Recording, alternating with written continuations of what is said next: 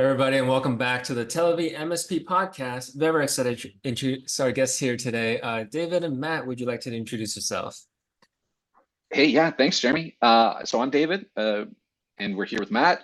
We're co-founders of Helpt, and we call ourselves an outsourced help desk, but we hate using the term outsourced because we like to consider ourselves more of a strategic partner or an embedded solution. Matt, what do you think?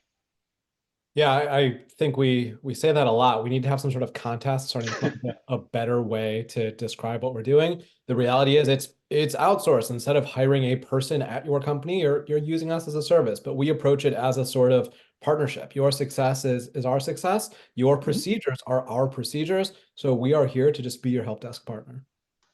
Very, very cool. And a quick intro for me. Hi, everybody. I'm Jeremy from Telivy, and we're an automated cybersecurity risk assessments platform for over 100 MSPs. MSPs like Helpt Data Solutions, Trident Networks, and Level 5 Management use Telivy to close deals with risk assessments, gain 3x in revenue in new clients, convert website traffic to sales calls with our homepage risk assessment widget, and reduce risk assessments that take 7 to 8 days manually to under 5 hours automated with Telivy. So let's dive right in.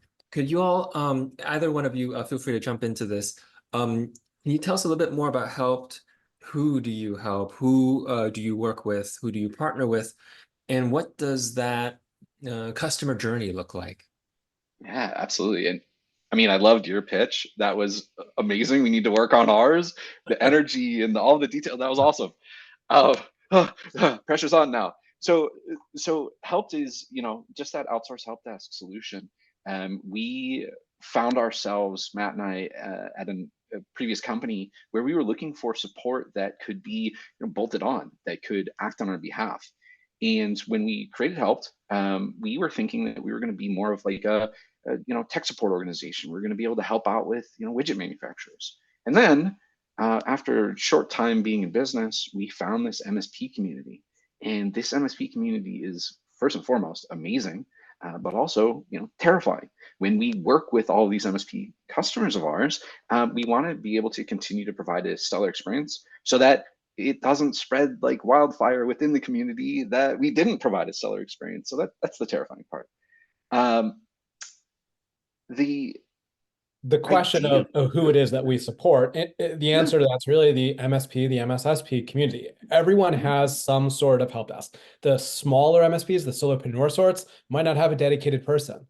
The larger companies tend to have a desk. When they have the desk, they might have somebody doing dispatch and then a number of techs. Those techs might be ranging from level 1 to level 3, and the dispatch might just be sending tickets to whomever's available.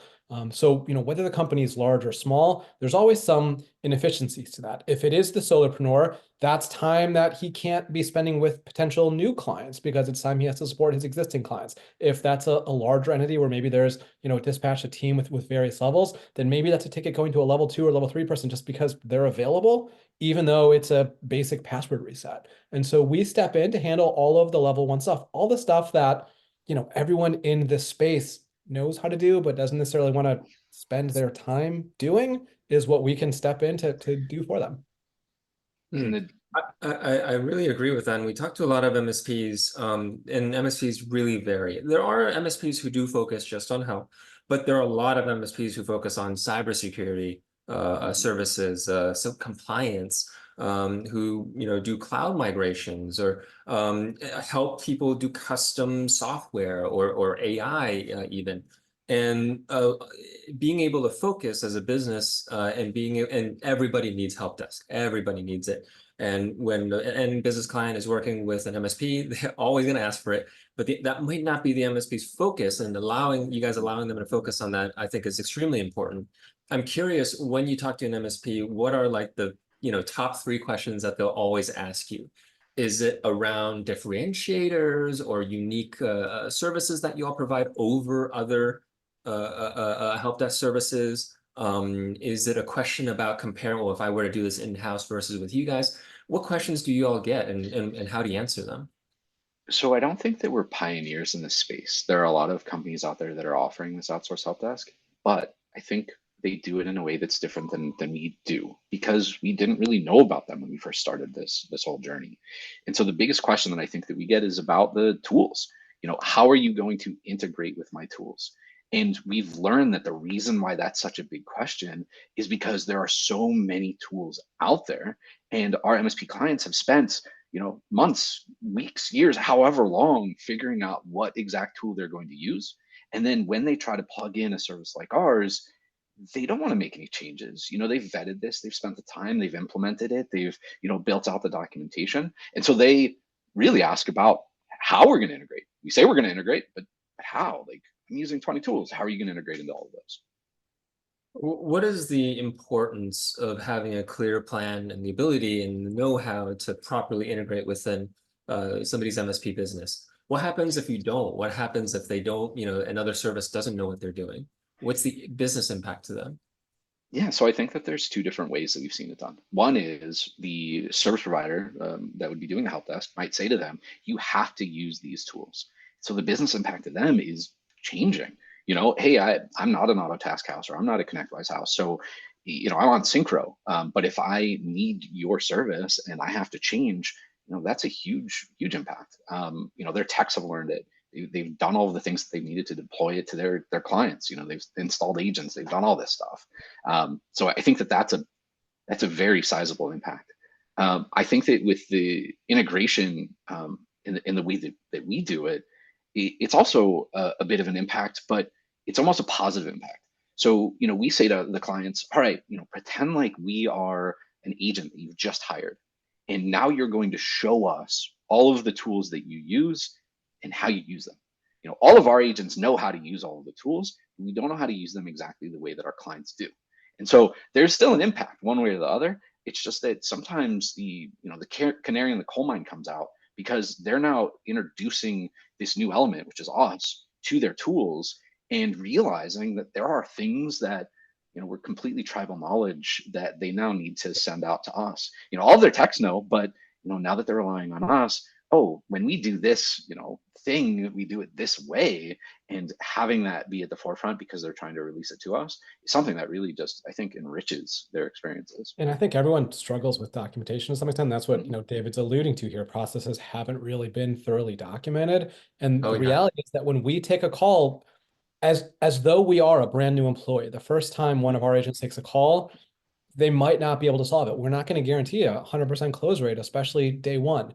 But when we take a call that, maybe it's an access issue, maybe we would have never been able to resolve it, but maybe it's an issue that we can resolve and we just didn't know how because of your unique implementation.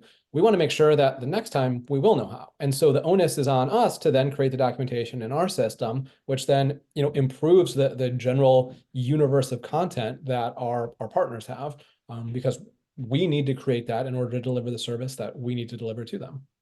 Hmm. No, I think that makes a lot of sense. I'm curious, since you all bring up impact, could you all tell us like a customer success story, somebody you work with, from the beginning, what was the problem that they came to you with? What was your solution? And what's the long-term impact to the business that you all have had for them? I have a favorite story. Matt, you thinking what I'm thinking? Probably.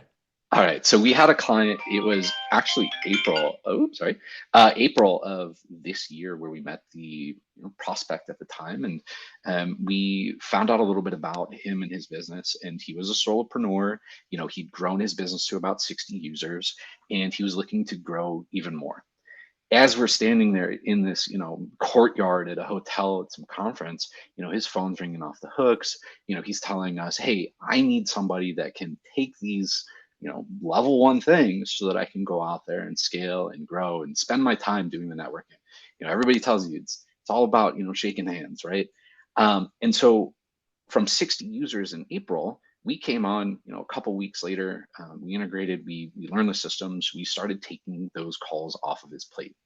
He was then able to go out, do more shows, do the Chamber of Commerce thing, do the presentations, about all of the things that are scary in this world that people may want to have his help with. And so from 60, I think he went to 120 through signing on, I want to say 3 or 4 new clients. He's focused on the law firm, law firms and law agencies and whatnot. And so they were like, 20 people ish. And then he was able to continue his efforts and, get more footing. and then grow into another handful of clients that were, 5, 10 people. He went from 60 to 130, 140 at this time. And then he landed this massive one. It was 106 users. So we went from April of this year, 60 users to 240 or something like that. And it was really awesome because we saw the direct impact. He was able to go out and do those things.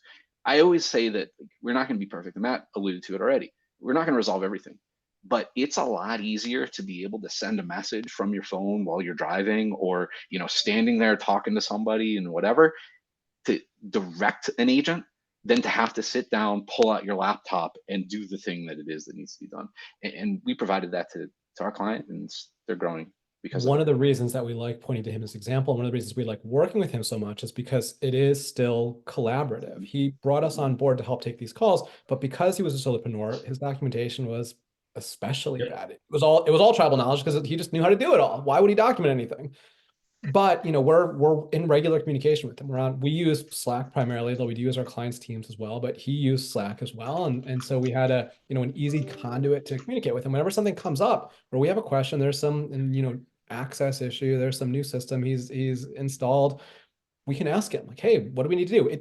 It goes back again to, I keep kind of beating the drum of it being more of that, partnership. It's as though you have an employee rather than just having this outsourced solution. We're in regular communication. It's not, oh, hey, I'm going to have somebody call you back in a day or an hour or whatever it is. It's, hey, hang on a second. Let me chat with this guy who because he signed you up, sometime in the last 12 months. And I'm going to see what he can tell me. Oh, great. 30 seconds later, he responded. And now I'm going to be able to go and help you. So it provides a much better customer experience because we have that open avenue of communication where we are, real time part of the client team so that we can get the solutions that we need for their clients. We I didn't think even that's know this was unique.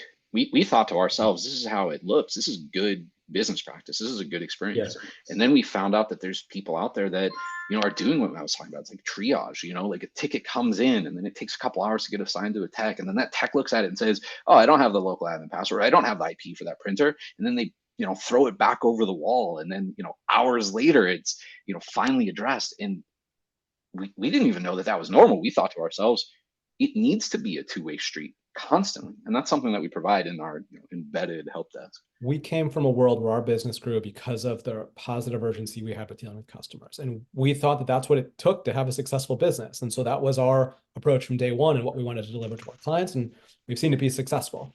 I think, where that client's a great example of freeing up his bandwidth in order to grow the business. The other end of the spectrum is some larger businesses. It's more a matter of the cost savings. Maybe they have 5 level 1 techs already and they're considering adding that 6th, but they're not sure. They could just have their 5 work a little bit of overtime, maybe be on call. We had one client who told us they had 4 techs on their level 1 team at the time, and they were paying something like $3,000 a month just to have them available to be on call because of the state they were in, the requirements.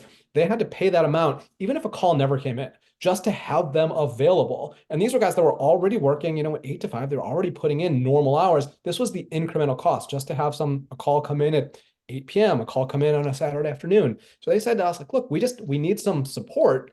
If you can do it less, they specifically said it was $2,800. If you can do it less than that $2,800, then sign us up. We're in. Like we'll do it. And so it was a great cost saving opportunity for them. And what it meant is that as the time comes for them to grow, they can not need to worry about overtaxing their existing team, but rather they can send more over to Help and let their team continue to work the 8 to 5. They can have people that want to stay with the company because they're not being burned out and overburdened and stressed with their job, but they can handle the kind of ebbs and flows of business when it gets busy, when it gets slow, knowing that they're not wasting money having employees sitting there with nothing to do, and knowing that they're not burning out the existing employees that they have. I love the approach that you all take. Basically, like you all said, you get hired in as an employee. Hey, we're part of the team now. Our goals are aligned to push your business forward, grow your business, free up your time so that you can go attend these conferences, talk to customers, build relationships, figure out the direction of how you want to build, grow their business. And it's interesting. I had this firsthand experience when I went to IT Nation several weeks ago. And many of the MSP owners that I was speaking with were on their phone, right, with a laptop, at the conference, just at a table by themselves, dealing with a help desk and support and fires and things like that. And just imagine, like any MSP owner, like you've been out to a conference, you've been traveling, and when you had to take your phone out, take your laptop out, and just really hammer at it. If David and Matt were there to just take that so you could focus and get the work that you were set out to do done, that's a huge impact. I'd love to hear. So you mentioned that part of the idea for this approach um, came from sort of where you guys came from. So where did you all came from? You mentioned that you worked together before this, and what's the founding story? Yeah.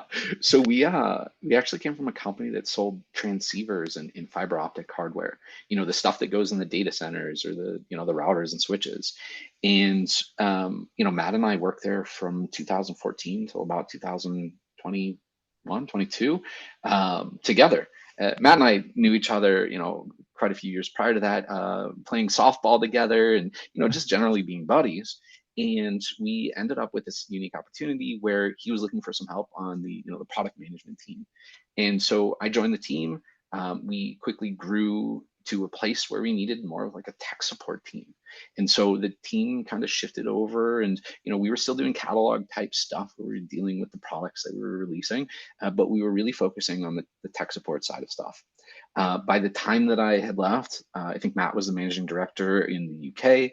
I was overseeing global tech support organization, and we kind of had an opportunity to leave after a buyout, and having a little bit of equity to come and start Helpt. When we were at that organization, we saw this was a huge deficit in the market. There aren't a lot of reliable, fractional support folks. You can get the VCSOs, you can get the high level folks that are gonna, come in and be fractional. But I didn't need that at that company. I just needed somebody that could come in and, act intelligently on my behalf and, answer the phone as if they were a part of my team. And we weren't able to find it. So we said, you know what, let's go build it. And you're not even really getting into the detail of it. It was from an RFP with a major telco. Probably your phone or your home internet comes from this company, more than likely.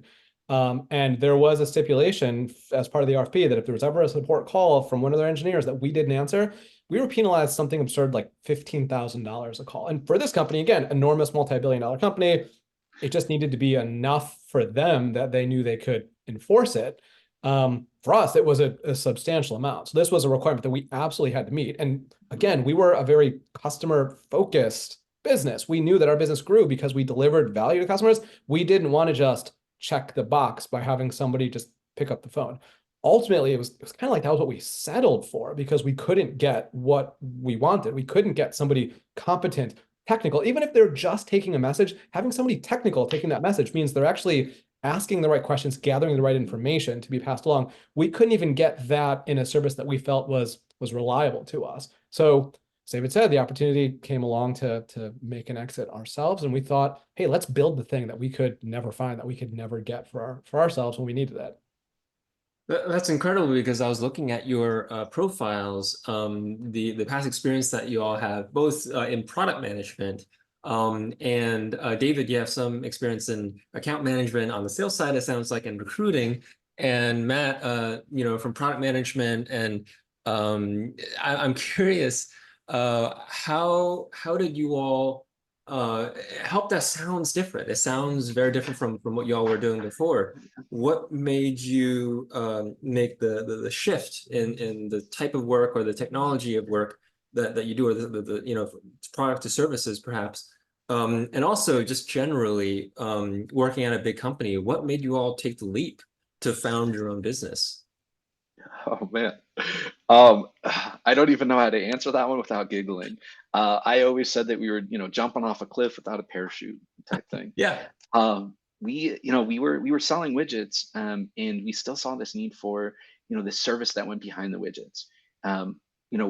Frankly, we left. We started Helpt, and we were reaching out to our previous contacts, and one of our previous contacts suggested that we talk to his brother-in-law, and his brother-in-law just happened to be an MSP. And we said, all right, this is neat. This is something we can do, based on our technical capabilities and the agents that we had at the time. And we started doing the MSP thing. And we thought, this might be like a one-off type deal. This might be, the MSP, and then we're going to go start doing more of the product support stuff. Somebody's got a widget, they need the support on it. And then it just started snowballing. I think that the uniqueness in our offering is something that is really appealing to people. The fact that we are, corporate guys, coming over into this MSP space and trying to provide what we know what the customer requires. If that makes sense. I feel like that was a lot of like political, like mumbo jumbo. Answer the question for you, Matt. we were selling widgets, but part of selling widgets meant that we really didn't have IP. We developed some of the firmware, and there was a little bit of differentiation there. But at the end of the day, customer would ask, why should I buy from you instead of the next guy? And we needed to have differentiators. And a lot of that differentiator was the fact that something always goes wrong, but when it goes wrong, we're going to be the fastest to fix it. And that's the philosophy that we brought with us. That's why we wanted capable technicians able to answer the phone for us 24/7. People were calling, because we knew that that differentiator was going to allowed our business to grow. When I joined the company, it was back in 2012. I was around employee number 15, and it was kind of everyone wearing all hats. It wasn't exactly a startup, but we had that same approach. It grew into that very corporate sort of business. But the idea was that we figured out over the years what differentiated us, what enabled us to grow, what we needed to do to not just deliver that, but make people believe we could continue to deliver that. And I think it was that approach that we took for a number of years that we just kind of removed from that business and started anew with Helpt. Wow, I'm curious. Over the years of experience that you've had working with MSPs and working with in the corporate environment. Actually, hang on. Before I do that, I did want to repeat a question. Personally, psychologically, what made you all take the leap or the risk? Like, wasn't it scary?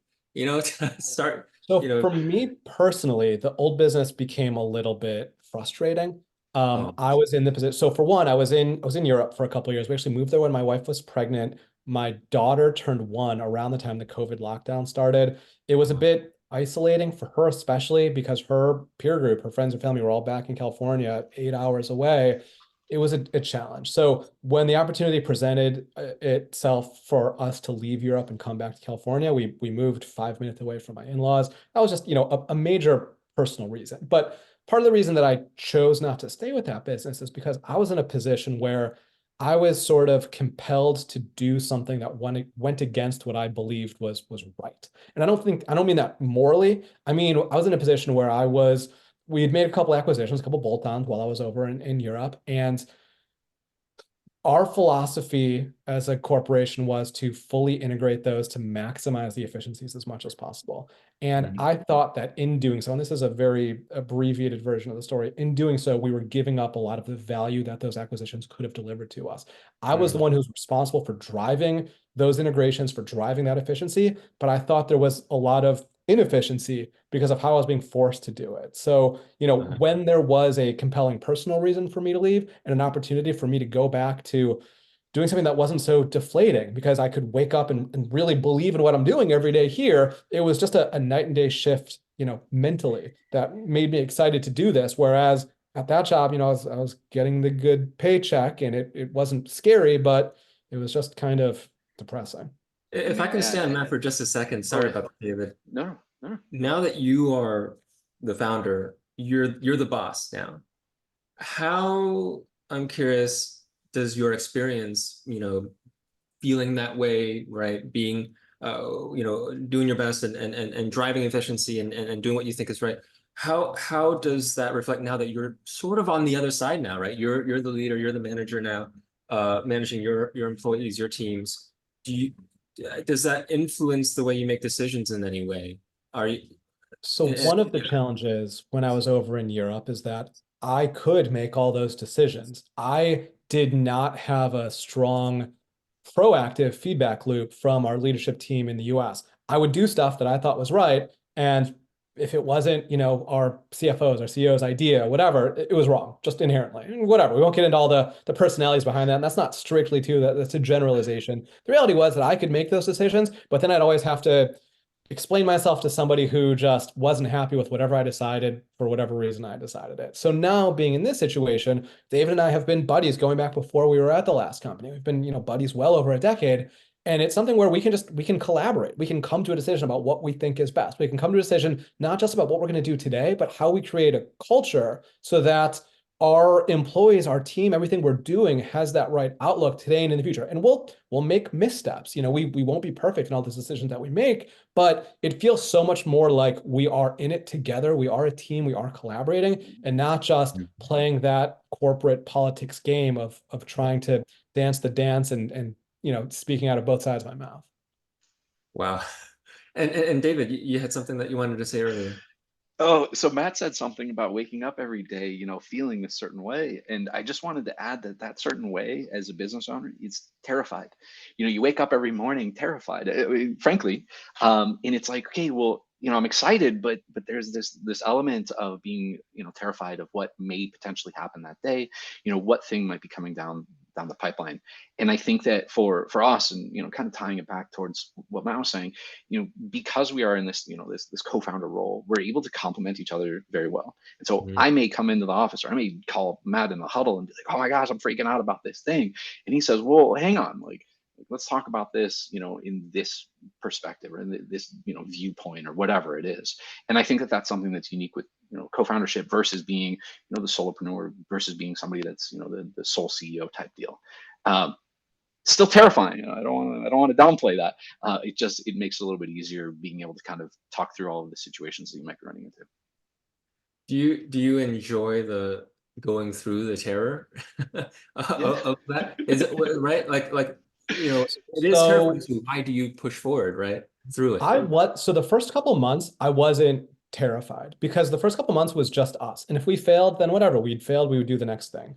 But after a couple months, we made our first hires. And that's when I started waking up terrified, because then, whatever, if we failed and it's just David, doesn't matter. But if it's some other person that I chose to hire, if it's some person who was a stranger the day before, but now they're my employee, then it really I don't want to let that person out. So what really terrified me is that I felt responsible. We've had a growing team now that I feel increasingly responsible for every day. So it's terrifying, but it's motivating. We actually, I don't know when this is being released, but it's the holiday season. We're doing some holiday bonuses for our employees. It was very exciting for us. The fact that we got to profitability reasonably quickly and we're able to give bonuses to our employees as well is a situation where I'm thrilled that, hey, these people are happy to come work for us for the salary that we're giving them, but we can then go above and beyond that. We're not just delivering what we think is a good work-life balance and a good, happy work environment, but we can help them pay their bills and help give them a little something extra to celebrate the Christmas season. It's super fulfilling. So as terrifying as it is,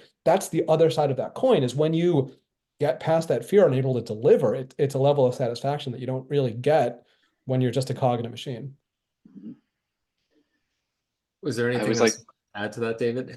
I always like to say, I like to say a lot of things. I'm a rambler. I'm a, quote person. I'm a whatever. But there's two things that come to mind in this instance. It's one, that I'm driven by anxiety, and the anxiety of being able to, take care of the customer, seeing a new ticket end up in our queue. It's like, wow, we need to get to that immediately. And that type of urgency, that type of, focus on resolving the problem is something that is pervasive in our culture, because we all think the same way. And it's, maybe it's the overbearing anxiety monster over here that's saying, hey guys, we need to get to this immediately. But because we're doing that, and because we're able to clear that anxiety, that stress, it's almost instant gratification for me, right? It's like doing the dishes. Nobody wants to do the dishes, but once you do the dishes, you go, oh, sink looks great, And so the anxiety drives me to say, let's get this ticket taken care of. But then that immediate, release, that dopamine hit of saying, hey, the ticket's done, that's a drug, and I love that part. What did I say? I said that I was going to say two things. So the anxiety drives me, and I'll give him a chance to ramble. Next question. Duty bound. Okay, so I always say also that we're duty bound, right? We make a commitment to our customers, to our customers. We make a commitment to do certain things, and that is us being able to say, we're fulfilling those. So anxiety drives us to fulfill them. Once we fulfill them, we say, this is all great. We're duty bound. We're making sure that we're taking care of those things. I'm still rambling, so I'll stop. If there was a time to ramble, it would be now. We are nearing the end of our podcast, and this is the last question I'll be asking you all. Looking back to your career and the journey you've taken here, and even just the experiences that you've had as a founder, and the rapid growth, and congratulations on that.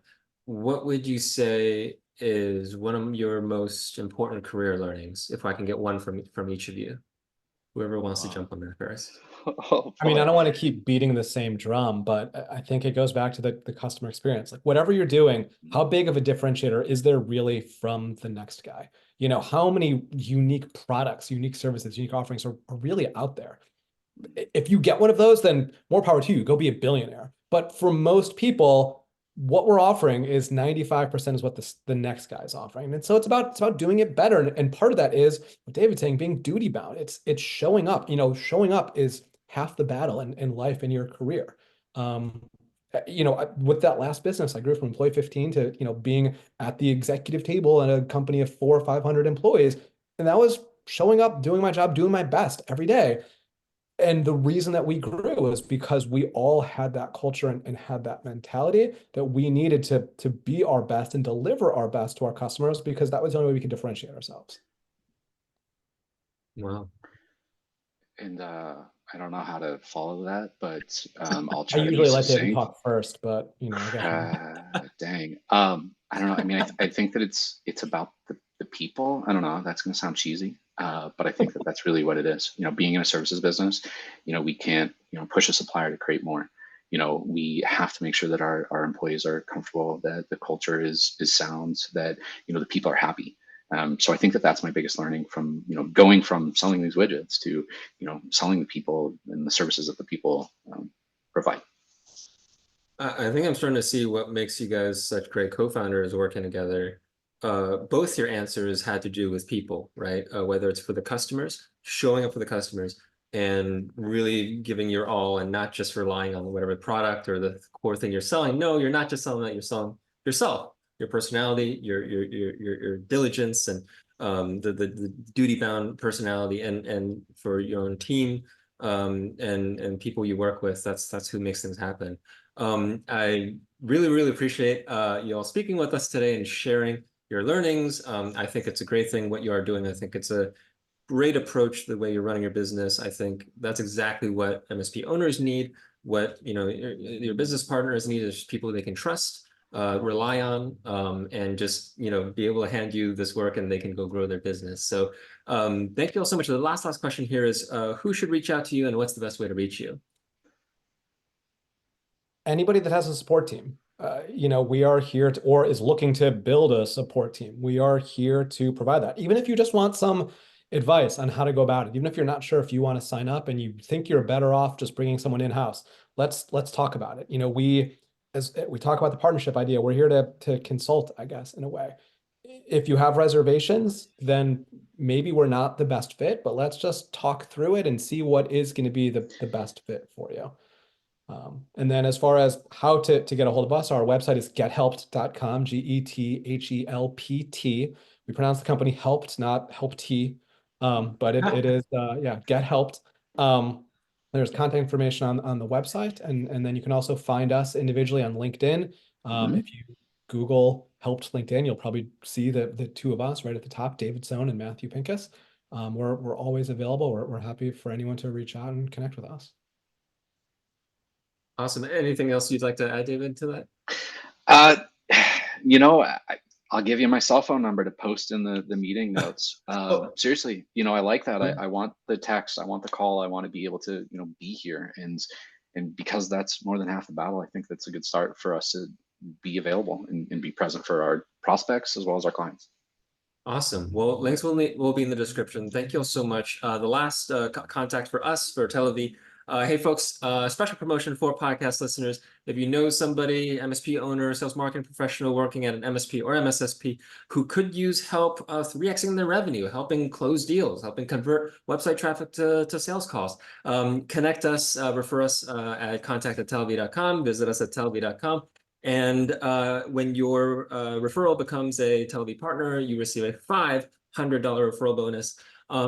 David, Matt, thank you all so much for speaking with us today. It's been a pleasure, and everybody, will see y'all next time. Thank you. Thanks for having us. And then I'll stop the recording.